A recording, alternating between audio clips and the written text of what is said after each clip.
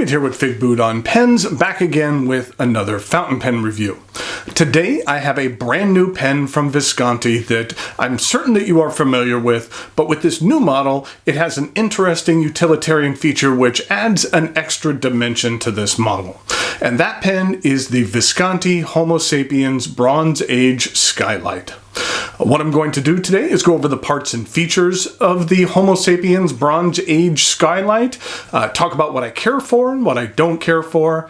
I'll show some measurements, size comparisons, and provide a writing sample. Thanks go out to Visconti and their US distributor Coles of London for providing this pen on loan for review. On a side note, something to mark on your calendars, the online fountain pen retailer Trufaine has recently opened a brick and mortar store in Greenville, South Carolina on December 14th. There are currently plans for the store to be having a Visconti event, and I will be making an appearance at the location that day as well. Look for details to be released soon through the Trufaine social media, but if you are in the area on December 14th, then make sure to stop by and say hello. There will be lots of different Viscontis to play with, and it's always fun to meet other pen folks and just hang out and talking about our common interests. I think that I'll probably bring some of my favorite Visconti pens with me, things that aren't necessarily as readily available now. So I'm looking forward to that in a couple of weeks. But back to this pen. Here is the Visconti Homo Sapiens Bronze Age Skylight. I like the Skylight name. It's something a little bit different. This pen is essentially the same Homo Sapiens design you know and love, but with the addition of 3 different ink windows. One here, one on the other side, and then this band window right here, which I'll give you a closer look at here in a minute. As you probably deduce from the name of this pen, the trim on this model is bronze. Bronze will patina over time, so you'll need to polish it occasionally to maintain the shine. I was fortunate enough to get a sneak peek of an early prototype of this pen at this past DC pen show. It only had the band window, and I instantly loved it. The band window is very sharp looking. I will admit that I could kind of go either way in regard to the barrel windows, but I'll talk about that in a bit. The Homo Sapiens is handmade from hardened basaltic lava, which comes from Mount Etna, which is a volcano in Italy. There are a couple of different kinds of lava, but basaltic lava is the kind of the bright reddish orange lava that you're used to seeing spewing out of active volcanoes. The lava is actually mixed with resin to create this material. That's necessary because lava is a very porous material which would not make for a very good ink container.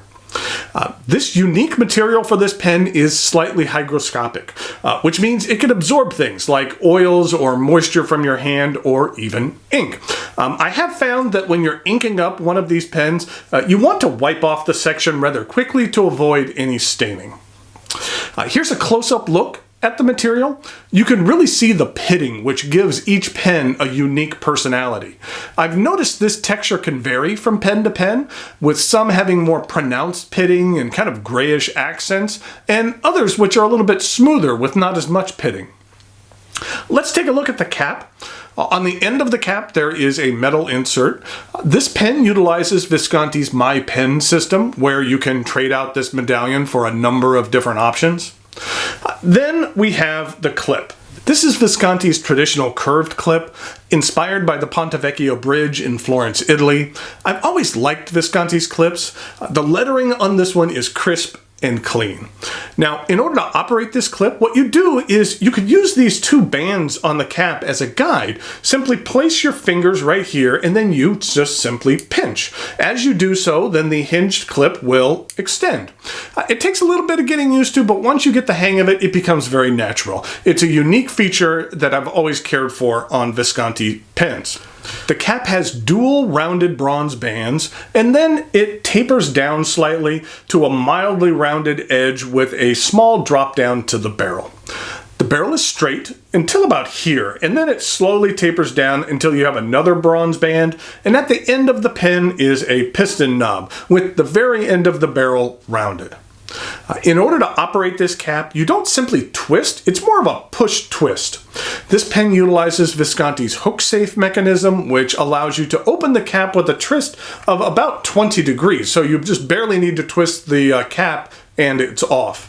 On this pen, while the hook-safe mechanism operates really well, the edges around the bored-out material is a little rough around the edges. It could have used a bit of sanding or cleanup. I've noticed that this is a consistent issue I've noticed with each of the lava models I own from Visconti and have tested. Just a little more sanding, that's all it needs.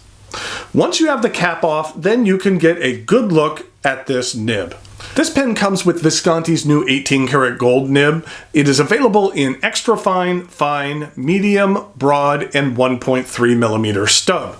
I did notice that through Goulet pens at an additional cost, they offer this pen with a marked back as turned cursive italic nib. You'll see how this nib actually performs during the writing sample, but I have enjoyed each of the new gold Visconti nibs that I have tested. They are very nice. And here's a look at the plastic feed. The section is slightly concave. I do find it easy to maintain a strong grip on this lava resin material. The material has a warmth to it. It kind of absorbs heat from your hand, so it'll warm up a bit the more you use it during a writing session. I do find the section to be comfortable. It's not the longest, but even if your grip rests on the threads, these are large and blocky and don't impede my grip at all. The cap does post, and it does post securely. I do feel like having it on there backweights this pen. There is a lot of metal here, and it throws off the balance. So I prefer to use the Homo Sapiens unposted. And unposted, it is plenty long enough. Okay, let's get to these ink windows. The Skylight is a double reservoir power filler. There are two ink chambers. There is a forward chamber here, and then a larger main ink chamber taking up the majority of the section. When you unscrew the piston knob and extend it, you can actually get a look at the piston as it extends through the section.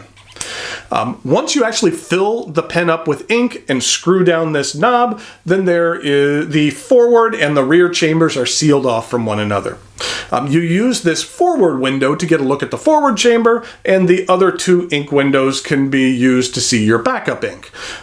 Once the forward chamber is empty, then you just crack the knob, breaking the seal between the two, and the ink will flow between the chambers freely. Now, I absolutely love this. I'm calling it a band window because it's transparent, but it also has the Homo Sapiens name engraved in it and filled with black lacquer. I think this band window is one of the cooler features I've seen on a pen in a while. I feel it's unique, it looks sharp, and it also serves a great purpose. I have mixed feelings about the pair of large oval windows on the barrel. First of all, there needs to be two of them so you can have light go through the barrel in order to get a better look at the ink level in there. It is trimmed in bronze, which I feel matches the aesthetics of the rest of the pen. When this pen was constructed, they created a barrel identical to all other Lava Homo Sapiens models, and then the holes for these windows were cut out. With a high magnification loop, I did find a couple of small gaps around the edges. Nothing major, but I would have cared to see the tolerances on the confluence of these two parts be a little bit higher.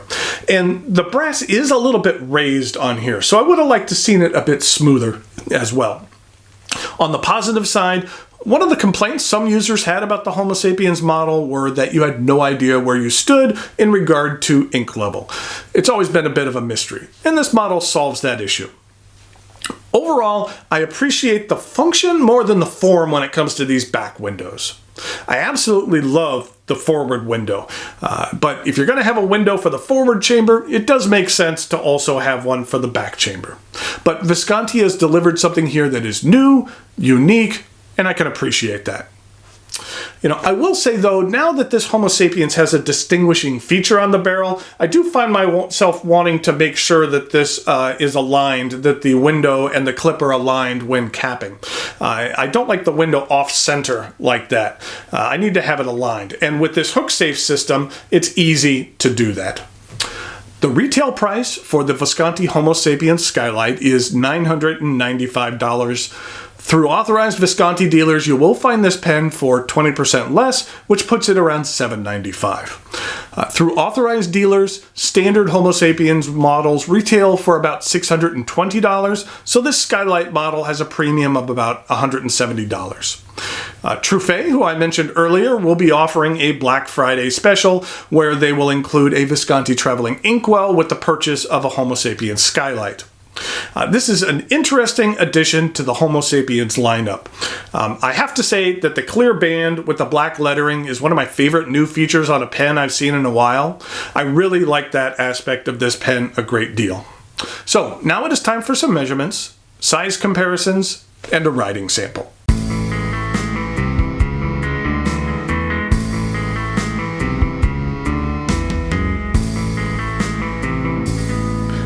Here we go with some size comparisons for the Visconti Homo Sapiens Bronze Age Skylight. Here it is with one of the latest Visconti Homo Sapiens releases, which was the Magma. Then here is a sterling silver model Homo Sapiens. This was an early model that actually included two bands here on the barrel. And then finally here it is with a Visconti Divina Excellence. Here it is with a Mont Blanc 149, a Pelikan M1000, and then just for size comparison, here it is with a Lamy All-Star. In regard to some uncapped comparisons, here it is with the Pelikan M1000, then this is the Divina Elegance, and the Mont Blanc 149.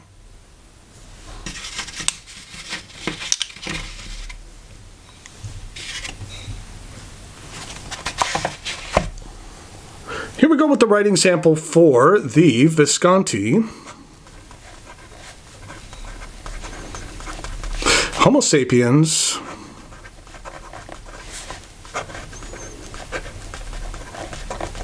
Bronze Age Skylight.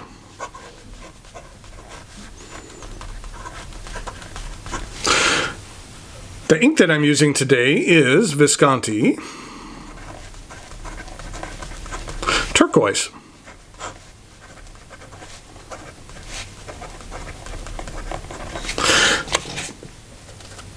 This is what the ink looks like. It's a nice vibrant turquoise, what has some decent shading to it. This is what it looks like in regard to something like Lamy's Pacific Blue or something like Pelikan Turquoise. It is something that I like. It is one of my favorite turquoises. And this is what the bottle looks like. This is one of my favorite ink bottle designs. It just looks so unique. And it works really nice because it's wide at the top and then narrows down at the bottom. And so you can get all of the ink out of here really nice. Plus it just looks cool. So here we go with the rest of the writing sample. I forgot to mention, this is a fine 18 karat gold nib.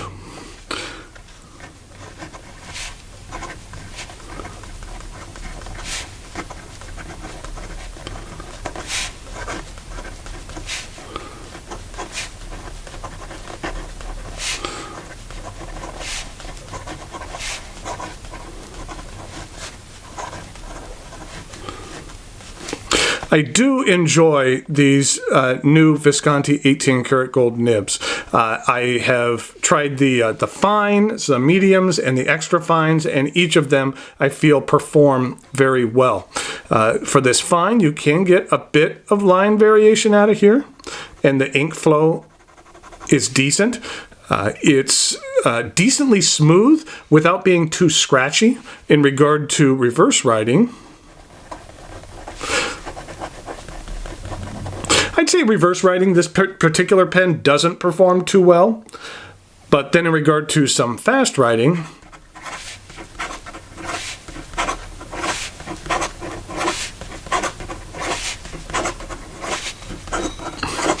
the feed has no problem in keeping up whatsoever.